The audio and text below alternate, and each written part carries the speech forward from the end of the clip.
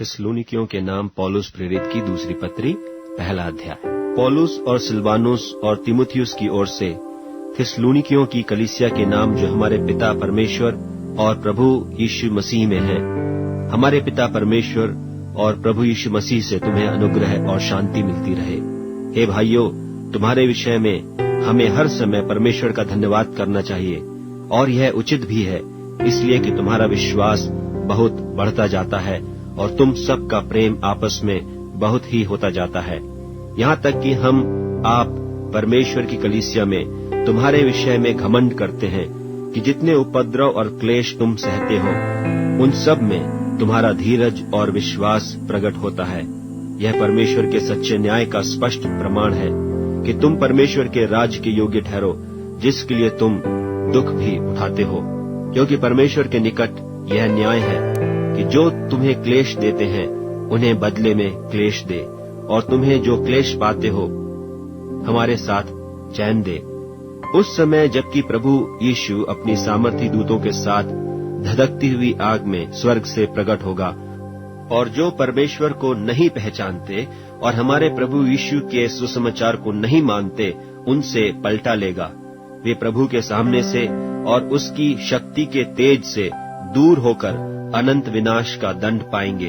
यह उस दिन होगा जब वह अपने पवित्र लोगों में महिमा पाने और सब विश्वास करने वालों में आश्चर्य का कारण होने को आएगा, क्योंकि तुमने हमारी गवाही की प्रतीति की।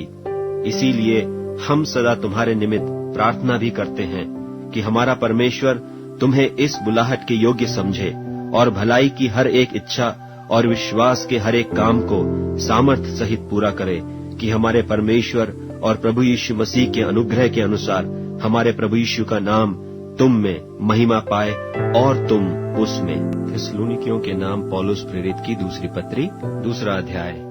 हे भाइयों, हम अपने प्रभु यीशु मसीह के आने और उसके पास अपने इकट्ठे होने के विषय में तुमसे विनती करते हैं कि किसी आत्मा या वचन या पत्री के द्वारा, जो कि मानो हमारी ओर से हो, यह समझकर कि प्रभु का दिन आ पहुंचा है, तुम्हारा मन अचानक अस्थिर न हो जाए और न तुम घबराओ।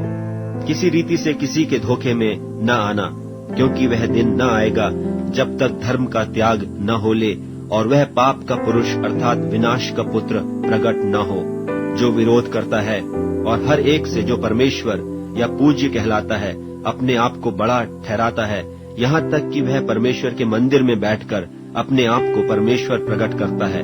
क्या तुम्हें स्मरण नहीं कि जब मैं तुम्हारे यहाँ था तो तुमसे ये बातें कहा करता था, और अब तुम उस वस्तु को जानते हो जो उसे रोक रही है कि वह अपने ही समय में प्रकट हो, क्योंकि अधर्म का भेद अब भी कार्य करता जाता है, पर अभी एक रोकने वाला है, और जब तक वह दूर न हो जाए वह रोके रहेगा।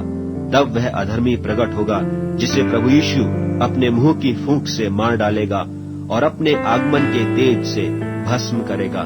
उस अधर्मी का आना शैतान के कार्य के अनुसार सब प्रकार की झूठी सामर्थ और चिन्ह और अद्भुत काम के साथ और नाश होने वालों के लिए अधर्म के सब प्रकार के धोखे के साथ होगा, क्योंकि उन्होंने सत्य के प्रेम को ग्रहण नहीं किया, जिससे उनका उद्धार होता।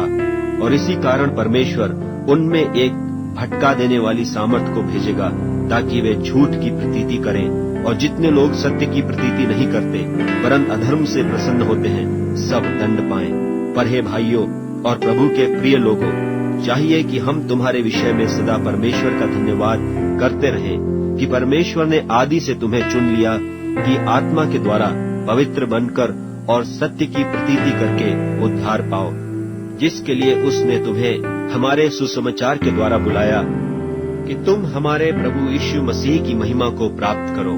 इसलिए हे भाइयों, स्थिर रहो, और जो बातें तुमने क्या वचन क्या पत्री के द्वारा हमसे सीखी हैं, उन्हें थामे रहो। हमारा प्रभु यीशु मसीह आप ही और हमारा पिता परमेश्वर, जिसने हमसे प्रेम रखा और अनुग्रह से अनंत शांति और उत्तम आशा दी है, तुम्हारे मनों में शांति दे और तुम्हें हर एक अच्छे काम और वचन में दृढ़ करे। थिस्सलुनीकियों के नाम पौलुस प्रेरित की दूसरी पत्री, तीसरा अध्याय।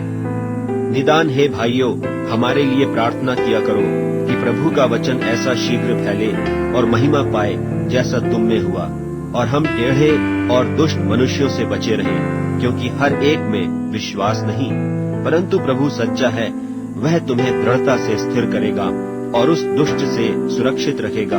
और हमें प्रभु में तुम्हारे ऊपर भरोसा है कि जो जो आज्ञा हम तुम्हें देते हैं उन्हें तुम मानते हो और मानते भी रहोगे। परमेश्वर के प्रेम और मसीह के धीरज की ओर प्रभु तुम्हारे मन की अगुवाई करे। हे भाइयों, हम तुम्हें अपने प्रभु यीशु मसीह के नाम से आज्ञा देते हैं कि हर एक ऐसे भाई से अलग रहो जो अनुचित चाल चलता और जो शिक्षा उसने हमसे पाई उसके अनुसार नहीं करता, क्योंकि तुम आप जानते हो कि किस रीति से हमारी सी चाल चलनी चाहिए। क्योंकि हम तुम्हारे बीच में अनुचित चाल न चले और किसी की रोटी सेंत में न खाई, पर परिश्रम और कष्ट से रात दिन काम धंधा करते थे कि तुम में से किसी पर भार न हो। यह नहीं कि हमें अधिकार नहीं, पर इसलिए कि अपने आप को तुम्हारे लिए आदर्श ठहराएं कि तुम हमारी सी चाल चलो। और जब हम तुम्हारे यहाँ थे तब भी यह आज्ञा तुम्हें देते थे कि यदि कोई काम करना न चाहे तो खाने भी न पाए। हम सुनते हैं कि कितने लोग तुम्हारे बीच में अनुचित चाल चलते हैं और कुछ काम नहीं करते, पर औरों के काम में हाथ डाला करते हैं। ऐसों को हम प्रभु यीशु मसीह में आज्ञा देते और समझाते हैं कि चुपचाप काम करके अपनी ही रोटी खाया करें। और तुम हे भाइयों, भलाई करने में हियाव न छोड़ो।